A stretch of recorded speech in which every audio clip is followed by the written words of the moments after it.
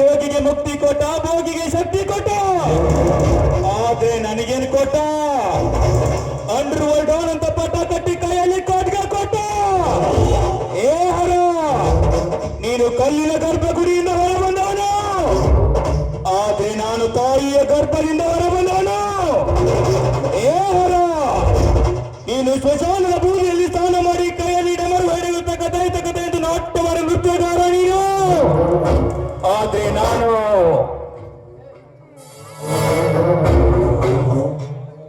ಆದ್ರೆ ನಾನು ಕೈಯಲ್ಲಿ ಖಡ್ಗ ಹಿಡಿಯು, ಈ ರಣರಂಗದಲ್ಲಿ ಎದುರಾದವರನ್ನು ಕಡಿದು ಅವರ ರಕ್ತದಲ್ಲಿ ಸ್ನಾನ ಮಾಡೋ ರುದ್ರ ತಾಂಡವನೇನು. ಏ ಹರ, ಈ ಭೂಮಿ ಮೇಲೆ ಅವನು ಹೆಣ್ಣು ಸೃಷ್ಟಿ ಮಾಡಿದೆ. ಆ ಹೆಣ್ಣಿಗೆ ಆದಿಶಕ್ತಿ, ಪರಾಶಕ್ತಿ, ದುರ್ಗಾ ಮಾತೆ ಎಂದು ಹೆಸರಿಟ್ಟೆ. ಅಂತ ಹೆಣ್ಣಿನಿಂದಲೇ ಸುರನ ಸಂಹಾರ, ಅಂತ ಹೆಣ್ಣಿನಲ್ಲೇ ವಿಶ್ವಾಸುರನ ಸಂಹಾರ, ಅಂತ ಹೆಣ್ಣಿನಿಂದಲೇ ಸೂರ ಸುಂಬನರ ಸಂಹಾರ, ಅಂತ ಹೆಣ್ಣಿನಿಂದಲೇ ನನ್ನ ಜನನ, ಅಂತ ಹೆಣ್ಣಿನಿಂದಲೇ ನನ್ನ ಮರಣ. ಯಾವ ನೀತಿ ಬರೆದಿದೆಯೋ ಯಾವ ರೀತಿ ಬರೆದು ನನಗೆ ಒಂದು ತಿಳಿತಾನೇ ಇಲ್ಲ.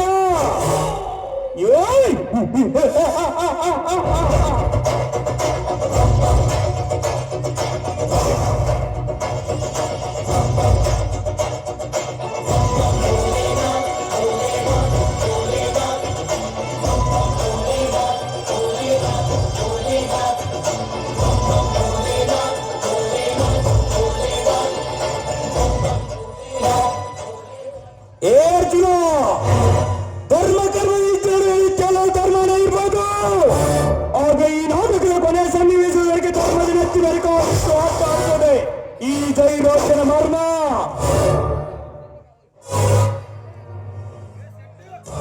ಈ ಜೈರೋಚನ ಎದುರು ಕೇಳಿದ್ರೆ ಎದುರಾಳಿಯಿಂದ ನಾಡಿ ಹರಿದು ರಕ್ತ ಕೊಡುವ ಅಪ್ಪು ಕಟ್ಟುತ್ತದೆ. ಅಂತದ್ರಲ್ಲಿ ನಾನು ಕಟ್ಟುತ್ತಿರುವ ಫ್ಯಾಕ್ಟರಿಗೆ ಅಡ್ಡವಾಗಿ ನಿಂತಿರುವ ಆ ಗುರ್ಲಿಂಗನವರನ್ನು ಪಡೆಯೋದಕ್ಕೆ ಹೋದ್ರೆ ಅಡ್ಡವಾಗಿ ಬರುತ್ತದಲ್ಲ ಆ ಗುರ್ಲಿಂಗನ ತಮ್ಮ ಅರ್ಜುನ. ಲೇ ಅರ್ಜುನ, ಕಂಗಾಳಿಯಾಗಿಂದ ತಮ್ಮನ ಸ್ನೇಹ ಬೆಳೆಸಿ ಕಿರುಗೋಳಿಯಾಗಿಂದ ಮನೆ ಹಾಕು. ಸುಂಟರ ಗಾಳಿಯಿಂದ 3 ಎಕರೆ ಭೂಮಿನ ತೋರ್ದೆ ಹೋದ್ರೆ ನನ್ನ ಹೆಸರು ಜೈರಾಜನೇ ಅಲ್ಲ.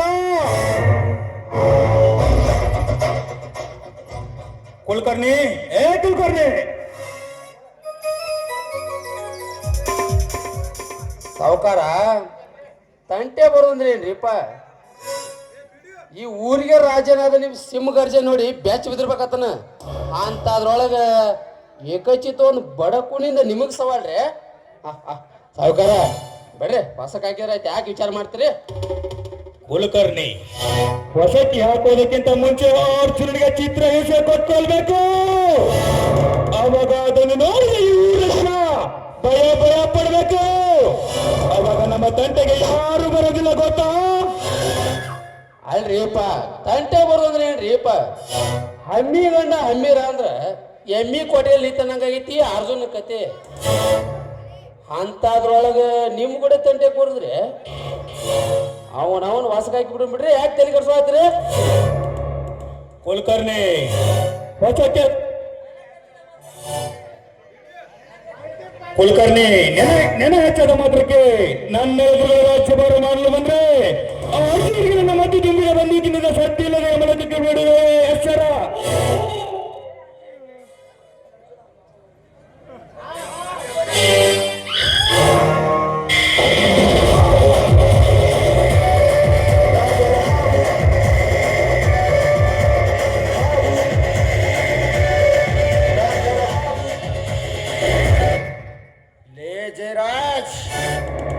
ಮದ್ದು ತುಂಬಿದ ಈ ನಿನ್ನ ಬಂದುಕಿನಿಂದ ಸಭೆಯಿಲ್ಲದ ಯಮಲಕ್ಕೆ ಕಸಲು ನನ್ನನ್ನು ಕಚ್ಚಡಾಗುತ್ತಿದೆ ಮಗನೇ. ಇಂಥ 100 ಮಂದಿ ಬಂದುಕಿನಿಂದ ಬಂದರು. ಅವರ ಎಲೆಸಿಳಿ ಹಸಿ ನೆತ್ತವನ್ನು ಬಿಡುವ ಹಸಿದ ಹಾಪಲಿವನ ಬರೀ ಡೋಕರ್ ಮಾಡ್ತಾನ್ರಿ. ಮಿಂಚು ಮರೆಯಂತೆ ಸಜ್ಜಿನ ಬಡ ಮಾತನಾಡಿ ಈ ನನ್ನ ಅಡಿಪಾಯ ಸಿಲಿಗೆಗಳನ್ನು ಸಾಯಬೇಡ. ಇದು ಶ್ರೀಮಂತ ಜೈರಾಜನ ಮನೆ. ಇಲ್ಲಿ ಸಾವಧಾನವಾಗಿ ಮಾತನಾಡುವುದನ್ನು ಕಲೆ. ಇಲ್ಲ ನಿನ್ನ ಮನೆ ನಡಗೊಂದಕ್ಕೆ ಕಟ್ಟಿ ನಿನ್ನ ಮೈ ಚರ್ಮ ಸುಲಿಬೇಕಾಗುತ್ತೆ. ಎಚ್ಚರ,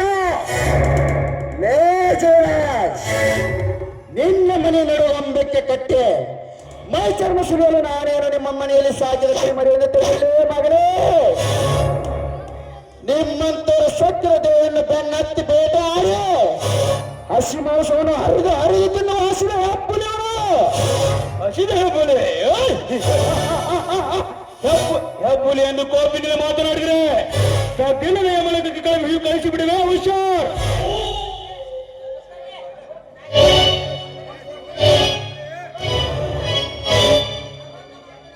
ಅಲ್ಲೋ ತಮ್ಮ ಅರ್ಜುನ ಅಣ್ಣ ಸಮಾಧಾನ ಮಾಡ್ಕೊರಪ್ಪ. ಅದಕ್ಕ ಏನಾಯ್ತಂತ ಹೇಳಪ್ಪ, ಮೊದಲು ವಿಚಾರ ಮಾಡು. ಏನೈತಿ ಲೇ ಕುಲಕರ್ಣಿ, ಅಂಗಾಲು ಹುಣ್ಣಿಗೆ ಕನ್ನಡಿಬೇಕಲ್ಲಿ ಮಗನೇ.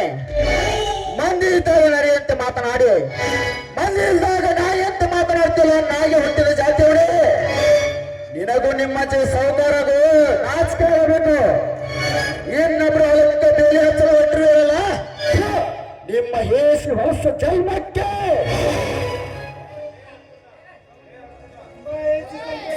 ಅರ್ಜುನ ಹತ್ತಿರಂತೆ ಹರಿಯುತ್ತಿರುವುದು ಬಂದರೆ ಕೋಪೆ ದೇವನ ತುಂಡು ತುಂಡಾಗಿ ಕತ್ತರಿಸಿ ನಾಶ ಹಾಕಿದ ನಾಯಿ ನರಗಳಿಗೆ ಹಂಚಬೇಕಾಗುತ್ತದೆ. ಹುಷಾರ್.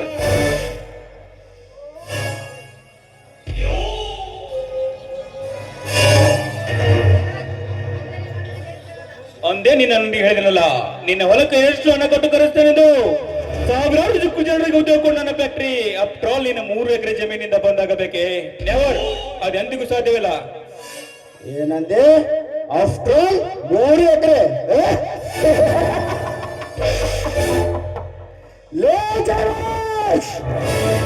ಅದು ನೀನು ತಿಳಿದುಕೊಂಡಿರುವುದು ತಿಳಿಗೇರಿತನ. ಒಂದು ಬಂಡೆಗಳು ಹೊಡಕ್ಕೆ ಬೇಕು, ಒಂದು ಚಿಕ್ಕ ಕಲೆ ಅನ್ನೋದು ಮಾತ್ರ ಮರೆಯಬೇಡ. ಅದೇ ರೀತಿ ನಿನ್ನ 300 ಎಕರೆ ಹೊಲ ಇದ್ದರು ಆ ನನ್ನ ಪಟ್ಟಿ ಕಟ್ಟಲು ನನ್ನ 3 ಎಕರೆ ಬೇಕನ್ನೋದು ಮಾತ್ರ ಮರೆಯಬೇಡಲೇ. ಅರ್ಜುನ, ಅದನ್ನ ನಿರ್ತಾನೆ ಬೆಲೆ ಹಾಕಿದ್ದು ಇನ್ನು ಕಾಲ ಮಿಚ್ಚಿಲ್ಲ. ಕೇಳು, ನಿನಗೆ ಎಷ್ಟು ದುಡ್ಡು ಬೇಕೋ ಕೊಡ್ತೀನಿ, ಬಟ್ ಕೊಡೋದಿಲ್ಲ ಅಂತ ಮಾತ್ರ ಹೇಳ್ಬೇಡ. ಯಾಕಂದ್ರೆ ಬಿಡು ಮಗ ಲೇಸೋಕರ ಅಮ್ಮಿನಿಂದ ಬ್ರಹ್ಮ ಕೆಟ್ಟ ಪಂತ ಮಾಡಿದ ಪಾಂಡವರಲ್ಲಿ ನಾವು ಈ ನಿನ್ನ ಸೊಕ್ಕಿನ ಮಾತಿನಿಂದ ಸರ್ವನಾಶ ಆಗಿ ಹೋಗ್ತಾನದು ಮಾತ್ರ ಮರೆಯೋಣ. ನೋಡ್ತಮ್ಮ ಅರ್ಜುನ,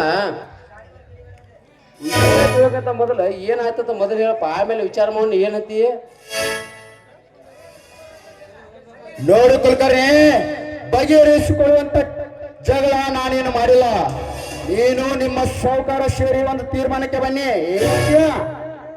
ಹಾ, ಇದಪ್ಪ ಅಪ್ಪ ಹುಟ್ಟಿ ಮಾತಂದ್ರ ತಮ್ಮ ಆನೆ ಹುಟ್ಟಿ ಕಬ್ಬು ತಿನ್ನಕ್ಕಿಂತ ಇರುವಾಗಿಟ್ಟು ಸಾಗರ ತಿನ್ನೋದಲ್ಲಿ ಸೋತಮ್ಮ ಅಂದಂಗ ನಿನ್ ಹೊಲಕ್ಕೆ ಎಷ್ಟು ಬೆಲೆ ಕೊಡ್ಬೇಕು ಕೇಳು. ನಮ್ಮ ಸಾಹುಕಾರ ಕೊಡಾಕ್ ರೆಡಿನ ಅದಾರ, ನೀ ಏನು ವಿಚಾರ ಮಾಡ್ಬೇಡಪ್ಪ. ನೋಡು ಕುಲಕರ್ಣಿ, ಬೇರೆ ಬಡವರಿಗೆ ಸಾಕನು ಬಾಯಿ ಬರುವುದಿಲ್ಲ. ಅಂದಾಗ ನೀನು ನಿಮ್ಮ ಸಾಹುಕಾರ ಸೇರಿ ನಮ್ಮ ಹೊಲಕ್ಕೆ ಎಷ್ಟು ಬೆಲೆ ಕಟ್ತೀರಂತ ನೀವಿಬ್ರು ಕೂಡ ತೀರ್ಮಾನಕ್ಕೆ ಬನ್ನಿ. ಏನಂತೀಯ ಕುಲಕರ್ಣಿ? ಎಷ್ಟು ಖರ್ಚಾದ್ರೂ ಪರವಾಗಿಲ್ಲ, ಬಟ್ ಆ ಹೊಲ ನಮಗೆ ಬೇಕೇ ಬೇಕು. ನೀನೇ ಮಾತಾಡು. ನೋಡಪ್ಪ ತಮ್ಮ ಅರ್ಜುನ, ನೀನು ಒಟ್ಟು 3 ಎಕರೆ ಹೊಲಕ್ಕೆ 30 ಲಕ್ಷ ರೂಪಾಯಿ ಕೊಡ್ತಾನೆ. ಜೊತೆ ನಿಮ್ ತಮ್ಮನ ಓದಿದಾನ, ಅವನು ನೌಕರಿ ಕೊಡ್ತೇವೆ. ನೀವು ಅಂದ್ರೆ ನಿನಗೊಂದು ಒಳ್ಳೆ ಹೆಣ್ಣು ಏರ್ಪಾಡು ಮಾಡ್ತೇವೆ. ಈಗೆಲ್ಲ ಈ ವಯಸ್ಸಿನಾಗೆಲ್ಲ ಕಾಮನ್ ಅವತಮ್ಮ ಹೊರದು ಹಾಯಿಸ್ಬಿಡ. ನೋಡಿ ಏನಾಗಿದೆ ಆಗಲೇ ಹೆಣ್ಣು ಹೆಣ್ಣಕ್ಕೆ ಮೋಸ ನಿನ್ನಾಗ ಕಚ್ಚಡ ನನ್ನ ಮಗ ಏನು ನೇಗಿಲ್ಲ ಹೇಗೆ ಹಂಗತಿ ಅಪ್ಪ. ಲೇ ಕುಲಕರ್ಣಿ, ಇನ್ನೊಂದು ಸಾರಿ ಇಂತ ಹಲ್ಕಟ್ ಮಾತು ನಿನ್ನ ಬಾಯಲ್ಲಿ ಬಂದರೆ ನಿನ್ನ ಎದೆಗೆ ಒತ್ತಿರುತ್ತಾನೆ ಮಗನೇ. ಹುಷಾರ್. ತಮ್ಮ ಅರ್ಜುನ, ನೀನು ಮೆಚ್ಚಸಾಕ ಏನು ಅಮೋದಕ್ ಮನುಷ್ಯ ಮಣ್ಣು ತುಂಬ ಮಾತಾಡಿ ಮರ. ನಿನಗೆ ಹೆಣ್ಣು ಬೇಡ ಬಿಡ್ಲೆ. ಇವು ನಾವು ನಿಮ್ಮ ತಮ್ಮಗ ನೌಕರಿ ತಗೊಳಕತ್ತ ಏನೈತಿವ ಮರ. ಇದು ಕುಲಕರ್ಣಿ, ನೀನು ನಿಮ್ಮ ಸಾಹುಕಾರ ಸೇರಿ ನಮ್ಮ ಹೊಲಕ್ಕೆ ಬೆಲೆ ಕಟ್ಟಿದ್ದು ನನಗೆ ಒಪ್ಪಿಗೆ ಇದೆ. ಆದರೆ ನನ್ನೊಂದು ಒಪ್ಪಿಗೆ ಐತಿ. ಆ ಒಪ್ಪಿಗೆಗೆ ಒಪ್ಪಿದ್ರೆ ಮಾತ್ರ ನಾರಡಿ. ಏನಂತೀಯ? ತಮ್ಮ, ನೀ ನಮ್ಮ ಮಾತಿ ಒಪ್ಪಿದಿಲ್ಲ ಅಟ್ಟ ಸಾಕು ಮರ. ನಾನು ಜೀವನ ಹೋಗಿ ಬಂದಂಗ ಆಗಿತ್ತ. ಅಂದಂಗ ನಿನ್ನ ಕಂಡೀಷನ್ ಮರ ಮೊದಲು ಕೇಳ್ತಾನ. ನೋಡು ಕುಲಕರ್ಣಿ, ನೀವು ಪಟ್ಟಿ ಕಟ್ಟುವುದರಿಂದ ಸಾಲಿಕಂತ ಜನರಿಗೆ ಈ ಊರಲ್ಲಿ ಕೆಲಸ ಸಿಗ್ತೈತೇನೋ ನಿಜ. ಆದರೆ ಫಲ ಕೊಡುವ ಭೂಮಿಯನ್ನು ಹಾಳು ಮಾಡಿ ಫ್ಯಾಕ್ಟ್ರಿ ಕಟ್ಟಲು ಹೊಟ್ಟಿರುವಲ್ಲ, ಯಾವ MLA ಕೊಟ್ಟ ನಿಮಗೆ ಪರ್ಮಿಷನ್? ಯಾವ ಸರ್ಕಾರ ಕೊಡ್ತು ನಿಮಗೆ ಪರ್ಮಿಷನ್ ಹೇಳಲಿ ಮೊದಲು ನನಗೆ. ಏ ತಮ್ಮ ಯಾಕೆ ತಲೆ ಕಟ್ಸೋಳೈತಿ? ಗುಚ್ಚಿಗಿಚ್ಚದಿ ಅನ್ನ. ಈಗಿನ ಕಾನೂನು ಪ್ರಕಾರ ಹೋದ್ರೆ ಏನು ಮನ್ಸಿಲ್ಲ, ಖಾಲಿ ಇದೆ ಅಂತಾದ್ರ ಈ ನಿನ್ನ ಪರ್ಮಿಷನ್ ಕಾನೂನ ನಮ್ಮ ಸಾವುಕಾರದಾರ ಇಲ್ಲಲ್ಲಿ ಓದತ್ತಿಲ್ಲ. ರೊಕ್ಕ ಕೊಟ್ಟು ಖರೀದಿ ಮಾಡ್ಯಾರ. ಓ ತಮ್ಮ ಖರೀದಿ ಮಾಡ್ಯಾರ, ನೀ ಯಾಕೆ ತಲೆ ಕಟ್ಸೋಳೈತಿ? ಅರ್ಜುನ, ದುಡ್ಡು ಕೊಟ್ರೆ ಈ ದುನಿಯಾದಲ್ಲಿ ಸರ್ಕಾರ ಕಾನೂನು ಕಂಡು ಕಾಣಾಗಿ ಕಣ್ಣು ಮುಚ್ಚಿಕೊಂಡು ಕುಳಿತು ಬಿಡುತ್ತೆ. ಅಂತದ್ರಲ್ಲಿ ನೀನೇನು ತಲೆ ಕೆಡಿಸ್ಕೊಳ್ಬೇಡ. ಕುಲಕರ್ಣಿ, ಕೊಟ್ ಮಾತನ್ನ ತಂದು ಕೊಟ್ಬಿಡು ಹಣವನ್ನ.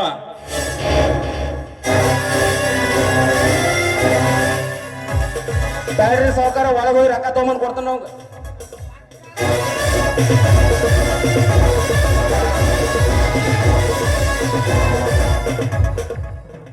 ತಗೊಳಪ್ಪ ಈ ಬ್ಯಾಗ್ಗಳನ್ನು. ಒಟ್ಟು 30 ಲಕ್ಷ ರೂಪಾಯಿ ಅದಾವ. ಕರೆಕ್ಟ್ ಆಗಿದೆ, ಎಡ್ಸೋಬಿಡ. ಹಿಂದಾಗಡೆ ನಮ್ಮ ಕೊತ್ತಿಗೆ ಚೆಕ್ ಬರಬೇಡಿ ಮತ್ತೆ ಅದನ್ನ ಹೇಳದನ್ನ. ಲೇ ಕುಲಕರ್ಣಿ, ನಿನಗ ಮೊದಲ ಹೇಳಲಿ ಮಗನೇ, ಈ ನನ್ನ ಕಂಡೀಷನ್ಗೆ ಒಪ್ಪಿದ್ರೆ ಮಾತ್ರ ಈ ಹಣವನ್ನು ಮುಟ್ಟುವುದು ನಾನು. ಈ ಮಗನ್ ತಿಂದಿನ ಬಾಳಗೈತಿ. ಮತ್ತೆ ನಿನ್ನ ಕಂಡೀಷನ್ ಕೊಟ್ಟು ಮಾತ್ರ ದುಡ್ಡು ಕೊಟ್ಟೇವಲ್ಲ. ಲೇ ಜಯರಾಜ್, ನೀನು ಕೊಡುತ್ತಿರುವ ಹಣವನ್ನು ಅಟ್ಲೀಸ್ಟ್ ನಿನ್ನ ಹತ್ತಿರ ಇಟ್ಟುಕೊಂಡು 3 ದಿನದಲ್ಲಿ ತಿಂದು ತೋರಿಸು. ನೀನೇನಾದರೂ ಹಣವನ್ನು ತಿಂದು ಬದುಕಿ ಉಳಿದಿದ್ದೆ ಆದರೆ ನಾನು ಹೇಳಿದಂತೆ ನನ್ನ ಹೊಲವನ್ನು 3 ದಿನದಲ್ಲಿ ಬಂದು ಸರಿ ಹಾಕಿಕೊಳ್ತೇನೆ ಮಗನ. ಏನಂತೀಯ? ಲೇ ಅರ್ಜುನ, ಪ್ರತಿಯೊಂದು ಬದುಕು ಹಾಳೆ ತಿಂದು ಬದುಕಕ್ಕೆ ನನ್ನ ದನಾನ್ ಮಾಡುವಂತೆ ಅಲ್ಲೋ ತಮ್ಮ ಅರ್ಜುನ, ನಿನ್ನ ಜೊತೆ ಜೀತ ಕಡೆ ಗೆದ್ದ ತೋರ್ಸಾಕ ನಾವೇನು ಕುಸ್ತಿ ಕಡೆ ಇದ್ದೀವನಪ್ಪ? ಇಲ್ಲಪ್ಪ, ಸುಮ್ಮನೆ ನಿನ್ನ ಜೊತೆ ಜಗಳ ಕೋಮರ ಸಮಾಧಾನ ಬಗೆಹರಿಸ್ಕೊಂಡು ಏನಂತೀಯ? ಲೇ ಕುಲಕರ್ಣಿ, ಹಣ ಇದ್ದ ಮಾತ್ರಕ್ಕೆ ಗರ್ವಿನಿಂದ ಮಾತನಾಡೋಕ್ಕಿಂತ ಮೊದಲು ವಿಚಾರ ಮಾಡಬೇಕು ಈ ಅನ್ನದಾತನ ತಾಕತ್ತು. ಹಣ ಇದ್ದ ಮಾತ್ರಕ್ಕೆ ಅನ್ನ ನೀಡು ಮಡಿಲನ್ನೇ ಪಂಚಿ ಮಾಡಲು ಹೊಟ್ಟರಲ್ಲಿ ಮಕ್ಕಳ್ಯ. ಹಣ ಇದ್ರಕ್ಕ ಸರ್ಕಾರದ ಪರ್ಮಿಷನ್ ತರಬಹುದು, ಆದ್ರ ಅನ್ನ ದಾತರ ಒಡಲಿಗೆ ಕೈ ಹಾಕಲು ಹೋದರೆ ಹತ್ತಿರಂತೆ ಹರವು ತಿಂದು ಬಿಡಬೇಕಾಗುತ್ತದೆ. ಬಂದ್ರೆ ಮರಳಿ ನಿನ್ನ ಕೋಪೆ ತುಂಡಾಗಿ ಕತ್ತರಿಸಿ ನಾನು ಸಾಕಿದ ನಾಯಿನೆರಡು ಹಂಚಬೇಕಾಗುತ್ತೆ. ಆಚಾರ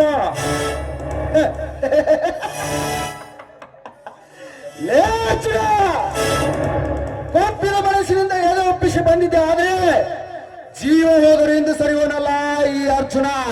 ಹುಷಾರ್. ಏ ಅರ್ಜುನ, ನಿನ್ನ ಮೂರ್ಖತನ ಮಾತಿಗೆ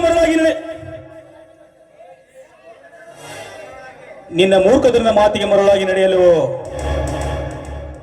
ಇದು ಧರ್ಮಯುಗ ಅಲ್ಲ, ಇದು ಕಲಿಯುಗ. ಇಲ್ಲಿ ಕುಡಿಯುವ ಕಾಂಚನ ಕುಣಿಸುವಂತೆ ಕುಣಿಯುವ ಕಾಲವಿದು ಅಂದಾಗ ದೊಡ್ಡ ಮಾತನಾಡಿ ದೊಡ್ಡಿಯಲ್ಲಿ ಬೀಳ ಕೂರಿ ಆಗಬೇಡ. ಕುರಿ ಅಲ್ಲಲೇ ಮಗನೇ, ಇದು ನಿಮ್ಮಂತವರ ಪೋಲಿಗೆ ಹಸಿದು ಕುಳಿತಿರುವ ಹಸಿದ ಯಾಪುಲಿ.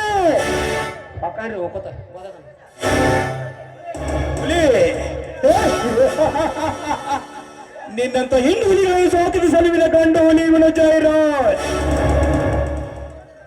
ಚಂಡತನದಿಂದ ಬಂಡದೇರೆ ಮಾಡಿ ಬಂದಿದ್ದೆ, ಆದ್ರೆ ಹಿಂಡ ನಗಲಿ ಗೋವಿನಂತೆ ಮಸನಕ್ಕೆ ಕಳಿಸುವೆ ಆಚಾರ. ಜಯರಾಜ್,